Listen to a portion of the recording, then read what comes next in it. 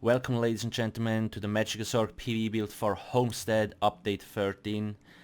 You can find all additional information on aliashq.com/mystic, like easy to get gear setups, what ingredients you need for pots and all that kind of stuff. Then I will also put the link of YOLO Wizard's YouTube channel into the description. He has been playing Magicka Sorcerer for a really long time, and he will most likely upload also DPS tests and all kind of stuff on his YouTube channel during Homestead, so make sure to go check it out. Now, let's get started. We are using the Thief Mundus Stone. Then we use the Health and Magicka buff food and spell power pots. You need those here because I will explain in a second. Now, basically, if you want, you could be a vampire, it's totally up to you. So when we look at our stats, this is more or less it. Now if we actually would be fully buffed, we sit at 3.5k. That's actually really nice. Now gear wise, we use 2 Elambris, make sure to have a heavy and a medium piece. And then we have 5 pieces Burning Spellweave. Burning Spellweave drops in City of Ash. So if you haven't farmed it yet, go for it, because this will be the best in slot gear for most setups next patch, because it's really strong. So make sure to have all divine, this is really important to boost our Thief Mundus Stone as much as possible. 3 Moondancer pieces, and now if you have, go get the Moondancer stuff, Shock or Fire, because that way you get another 4-piece bonus and you get the weapon enchantment, but I simply don't have one yet, so I use 2 Maelstrom weapons.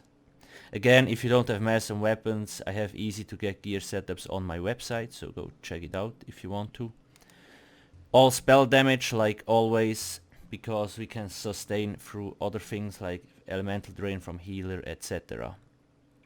Now, it's very important that you have sharpened on the front bar, because it gives us the most damage. Precise is also nice, but sharpened is better. Then on the back bar we have an Inferno staff sharpened. You need an Inferno one. I will show you in a second when we get to the skill setup why. Now champion points wise. There is basically 2 setups. You can have like Magician, Arcanist 100. Like this time we have 600 champion points available, so that's cool. 65 Elfborn, 95 Elemental Expert, and 10 Spell Erosion. Now 30 Thaumaturge. Now the other thing is what is important. Next patch,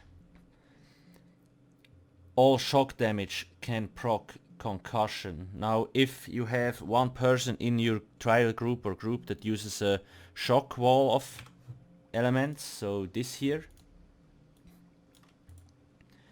you see, and setting concussed enemies off balance for 4 seconds.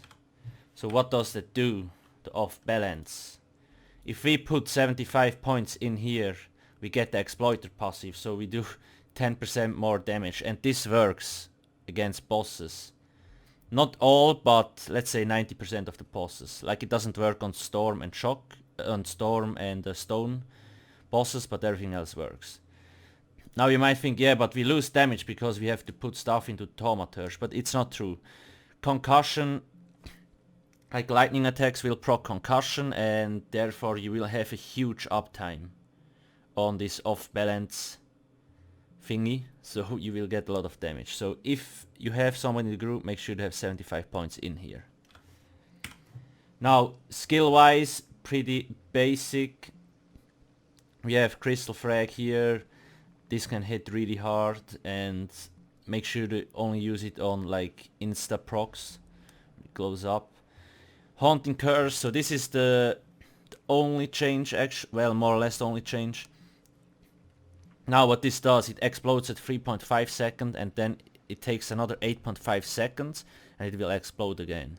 So at 3.5 seconds and at 12 seconds it explodes, right? Now this is cool because you don't need to spam this ability anymore.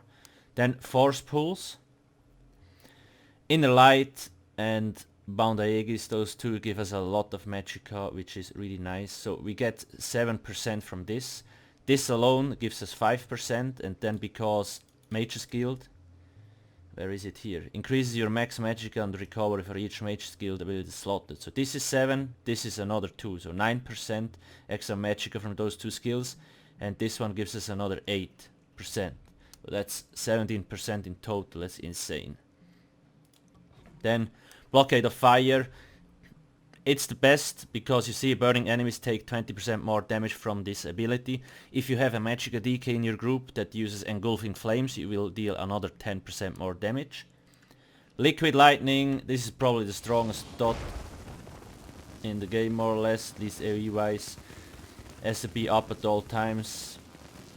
Then we have Harness Magicka. If you're running trials, you need this.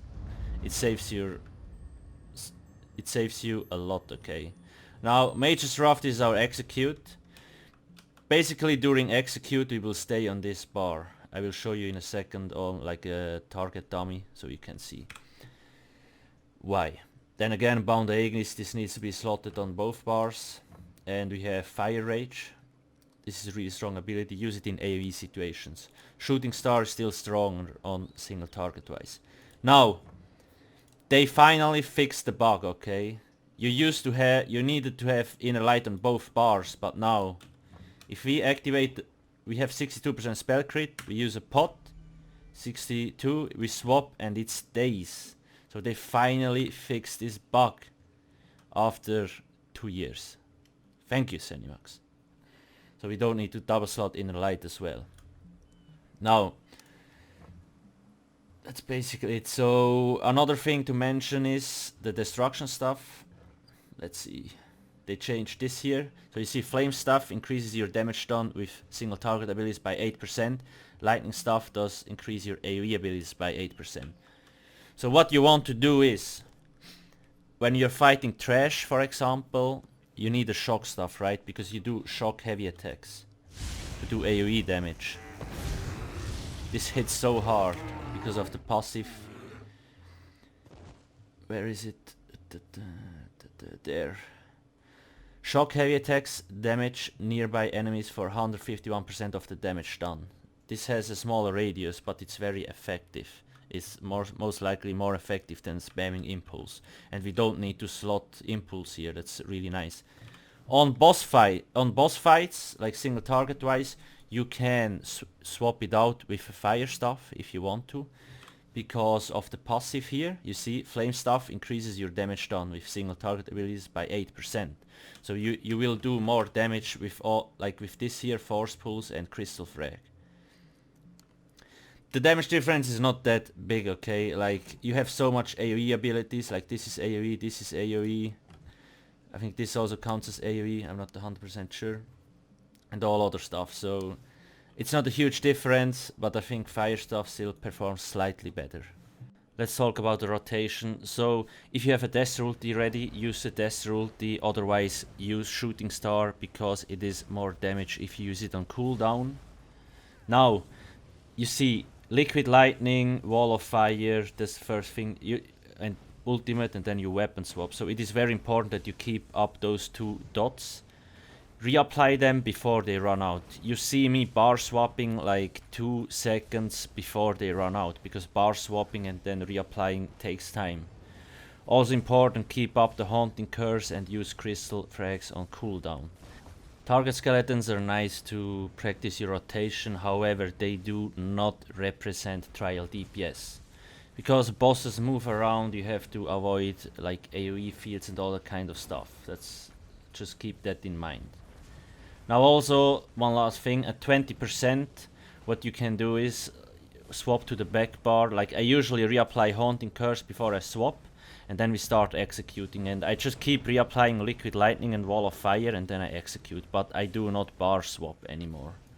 The rotation isn't super complicated, but you need to get used to reapply your like Liquid Lightning and Wall of Fire before it runs out, and you need to try to use Crystal Frag procs on cooldown as much as possible, and then you will have really nice DPS. In a trial environment you will have more buffs like aggressive warhorn, combat prayer, etc. So your DPS, if executed perfectly, will be a lot higher. Now that's basically it. If you have any questions, feel free to ask me in the comment section below. Thanks for watching and have a nice day. Cheers.